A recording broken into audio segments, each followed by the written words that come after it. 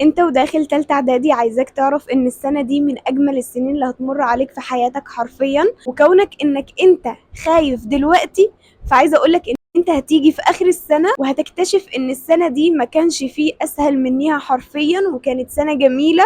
كل حاجة هتمر عليك فيها، انما هي ما كانتش محتاجة منك كل الخوف اللي انت خايفه دلوقتي واللي بتفكر فيه واللي مخليك اصلا متشقلب كده. السنة دي مش عايزة منك غير ان انت تثق في ربنا، وان انت تجتهد على نفسك شوية عن السنتين اللي قبل كده، وتبدأ ان انت يبقى عليك مسؤولية شوية ليه قد كده. تمام، يعني احنا لو بصينا لها فهي بجد قد كده. المهم ان انتوا تجتهدوا وتثقوا في ربنا وتعملوا اللي عليكم، وفي الاخر هتكتشفوا ان انتوا بجد ربنا كرمكم قوي قوي قوي. وان شاء الله وباذن الله بعد الفيديو ده، وبعد ما تسمعوا الحاجات اللي انا هقول لكم عليها في الفيديو ده وتطبقوها طول السنة دي، عشان ما تنقصوش درجات وعشان تجيبوا مجموع عالي وعشان تطلعوا من الاوائل. وان شاء الله ان شاء الله ترم اول وترم تاني هتلاقوا نفسكم جايبين درجات عالية جدا لو انتم مشيتوا على الحاجات اللي انا هقول لكم عليها في الفيديو ده. وان شاء الله تبقوا من الاوائل على المحافظة بتاعتكم. وطبعا لو انتم ما تعرفونيش، فانا مس منى محمد، مدرسة لمادة العلوم لتالتة اعدادي واحياء لثانوي. وعايزه اقول لكم ان انا كل سنه حرفيا انا اكتر ناس يعني ببقى مهتميه بيهم هنا على اليوتيوب هم تالتة اعدادي. بهتم بيهم في الماده بتاعتي جدا، وبعمل لهم جروب وبنتناقش وبنحل اسئله، ومش عارفه ليه، بس ده تقريبا عشان انا بحبكم بصراحة، برضو عشان انا بحب المنهج بتاعكم. المهم ان انا هتكلم معاكم النهاردة في شوية حاجات مش عايزاكم تعملوها. خدوا بالكم كويس قوي من الكلام اللي انا هقوله. الحاجات اللي انا هتكلم فيها انا مش عايزاكم تعملوها. اول واهم نقطة عايزاكم تاخدوا بالكم منيها، واللي هي ما تعملوهاش في بداية السنة دي، وهي ان انتوا تأجلوا المذاكرة بتاعت اول شهرين. حرفيا بجد في طلاب كتير قوي قوي قوي، وبسبب ان هم لسه يعني في اول شهر وتاني شهر وكده، فيفضلوا يقولوا ايه ده لسه السنه طويله، فاحنا مش هنذاكر دلوقتي، هنبدا نذاكر ايه لما تكون الامتحانات قربت، مثلا قبل الامتحانات بشهرين وهكذا. فبجد ده اكبر غلط الطلبه بتعمله، لان بعد كده بيكتشفوا ان هم اصلا في حاجات كتير وقعت منيهم، وفي حاجات هم حتى لو ذاكروا لوحديهم مش هيعرفوا يجمعوها. وده بقى عشان اصلا الشهرين اللي انت بتسيبهم دول وبتقول انا مش هذاكر فيهم وخلاص هبدأ بعد شهرين او بعد شهر من بداية الدراسة، تمام، هتلاقي نفسك انت الاساس عندك ضايع. الاساس ضايع، فتأكدوا ان اي حاجة الاساس بتاعها مش مبني كويس، فبالتالي هي مش هتكمل كويس. او تاني نقطة عايزاكم تاخدوا بالكم منيها، وهي طلبة كتير قوي بتعتمد على الدرس فقط. يعني بيعتمدوا على ان هم بياخدوا دروس وبس، مش بيذاكروا، مش بيجتهدوا، مش بيعملوا اللي عليهم، مش بيرجعوا من الدرس مثلا يذاكروا الدرس يفهموه يحلوا عليه يطبقوا عليه.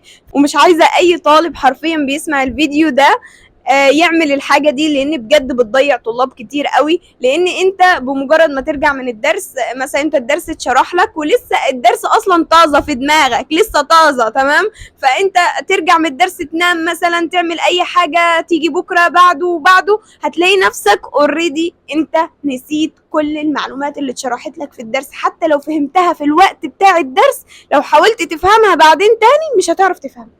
فعشان كده حاولوا ان انتوا بمجرد ما ترجعوا من الدرس تبداوا ان انتوا حتى لو هتقروا الحاجات اللي انتوا كتبتوها ورا المستر، او مثلا هتذاكروها، مثلا تذاكروها حتى لو ساعه ساعه ونص بالكتير قوي. المهم ان انتوا تعدوا عليها بعينكم علشان ما تتنسيش، وممكن تيجي بعد كده بعد يوم 2 3 تراجع عليها تاني عشان تفتكرها، لكن لازم اول مره بعد الدرس لازم تعدي عليها بعينك.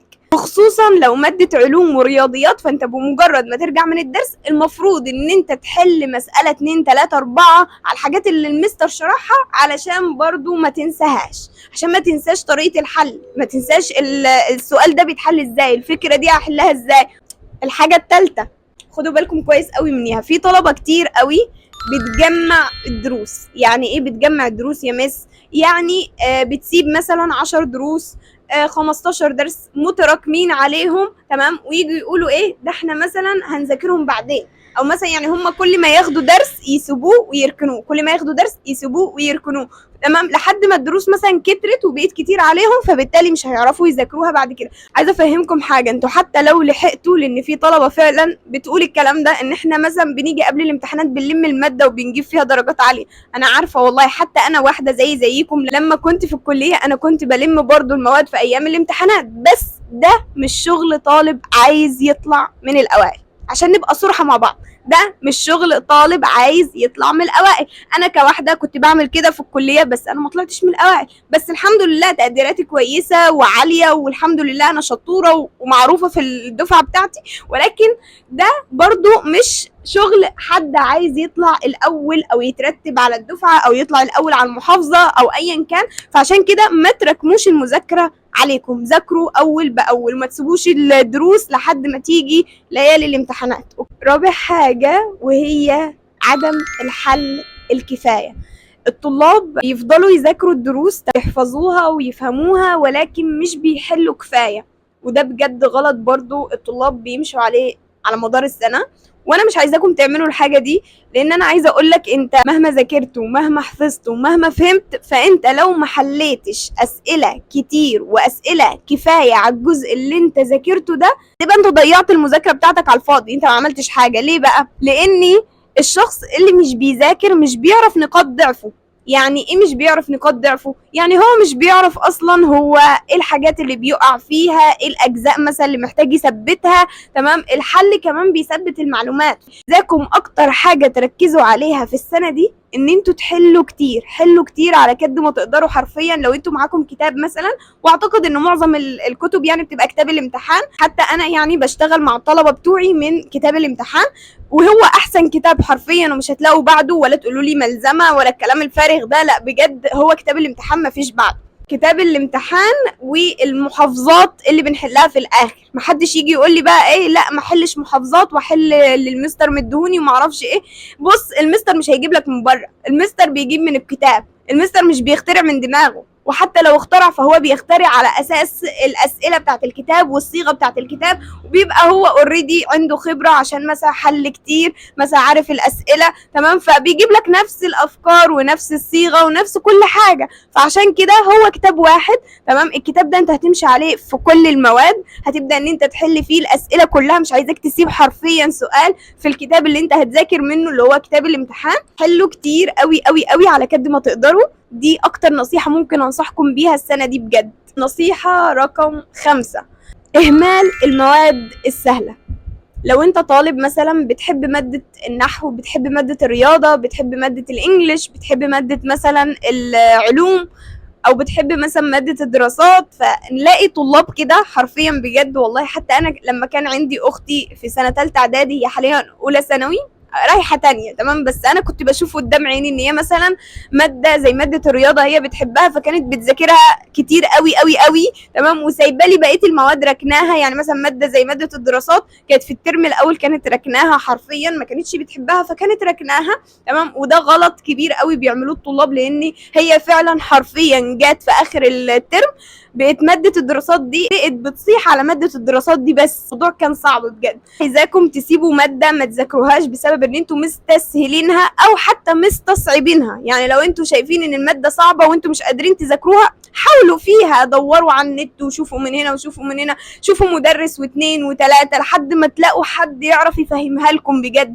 لكن ما تفضلوش كده وتسيبوا المادة راكنينها لحد ليالي الامتحان وفي الاخر تيجوا تصيحوا. برضو لو كانت مادة مثلا انتوا بتحبوها وعارفين مثلا ان الماده دي انتوا عشان بتحبوها فانتوا هتشتغلوا فيها او هتجتهدوا فيها بطريقه يعني كويسه وتقدروا تقفلوا فيها، برضو ما تستهونوش بيها وتسيبوها وتقولوا لا ده احنا برضو نذاكرها في ليالي الامتحان، او تعتمدوا على الدرس بس وبعد كده مثلا تيجوا في ليالي الامتحان تقولوا احنا هنذاكر، او مثلا انا معتمد على دماغي بس مش بحل مش بذاكر مش بلخص مش براجع عليها كل فتره والتانيه، واجي في الاخر اكتشف نفسي ان انا في حاجات كتير قوي نسيتها من الماده دي، في حاجات كتير قوي انا مش عارفه احلها، وده بسبب اهمالك ليها. فما تهملوش ماده عن ماده، المواد كلها مهمه، حتى لو انت في ماده ما بتحبهاش حاول ان انت تديها حقها من غير ما تحبها، بس اديها حقها. نصيحه رقم 6، النصيحة رقم 6 واللي هنصحكم بيها المراجعة الأسبوعية. لازم يبقى عنديكم يوم مخصص ان انتوا تراجعوا فيه كل أسبوع الحاجات اللي انتوا بتذاكروها. ما تعتمدوش على ان انتوا تذاكروا بس، لازم يبقى فيه يوم بتراجعوا فيه الحاجات اللي انتوا بتذاكروها من كل أسبوع أو من كل الدروس اللي انتوا بتاخدوها. من ضمن النصايح اللي أنا ممكن أنصحكم بيها وهي ان انتوا حاولوا على قد ما تقدروا ان انتوا تظبطوا مواعيد دروسكم بحيث ان انتوا تاخدوا درسين في اليوم. طب ليه ناخد درسين يا مس في اليوم؟ يمكن أنا مش بستوعب، يمكن أنا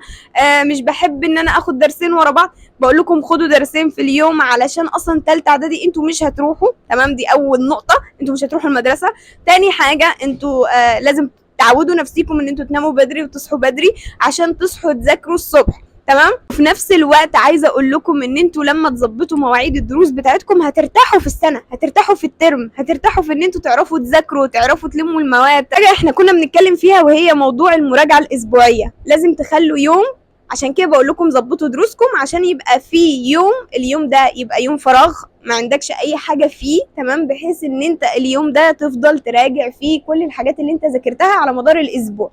طب كل ما انت هتراجع كل ما المعلومات والحاجات هتثبت اكتر في دماغك. لو انت ما راجعتش وفضلت تذاكر درس ورا درس درس ورا درس في كل المواد وماشي بنفس النظام ده ومفيش مراجعه، مفيش يوم تراجع فيه وتسترجع كل الحاجات اللي انت اخدتها او اللي ذاكرتها، صدقني كل اللي انت بتعمله ده هتيجي في الاخر تكتشف ان انت نسيت 3/4 الحاجات دي ومش فاكر غير حاجات بسيطه جدا. فعشان كده انا بقول لكم خلوا يوم ان انتوا تراجعوا فيه في الاسبوع، في نص الاسبوع، ايا كان، يعني كل واحد على حسب ظروفه. بجد هتوحشوني قوي قوي قوي للفيديو اللي جاي.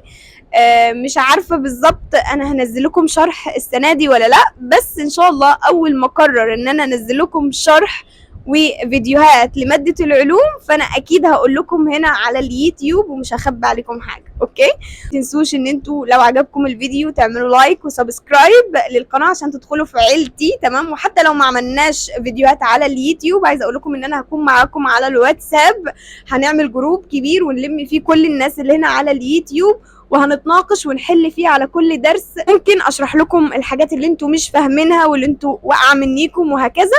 بس كده، باي.